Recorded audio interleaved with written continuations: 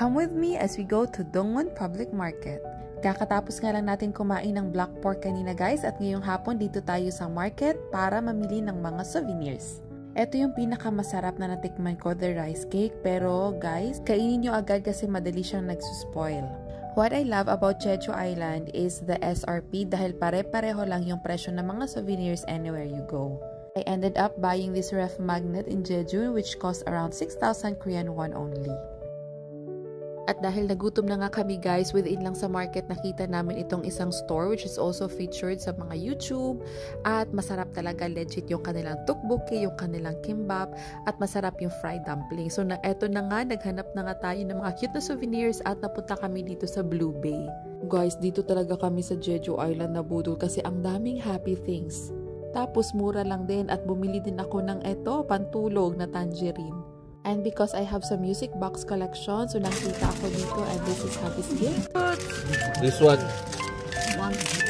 Bumili rin ako ng henyo na mug. And look at the bookmarks guys, sobrang cute. Yung sister ko bumili din siya ng handmade bracelet. At meron din silang pa-free carrot ball pen. So ito yung Blue Bay na within lang sa market. And to continue with your day 1 itinerary, pwede kayong pumunta dito sa Riverside na sobrang mahangin. Yan, nanginginig na po ang ating Kaya bala sobrang turbulent ng biyahe from Seoul to Jeju. Akala mo yung mamamatay ka na sa sobrang alon.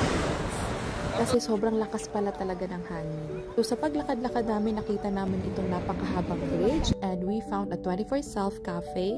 Walang tao guys, ikaw talaga yung magpe-prepare ng coffee mo.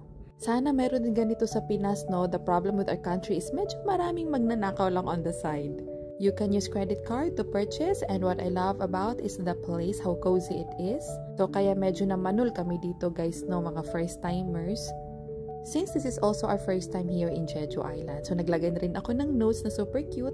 And see you tomorrow for our next adventure.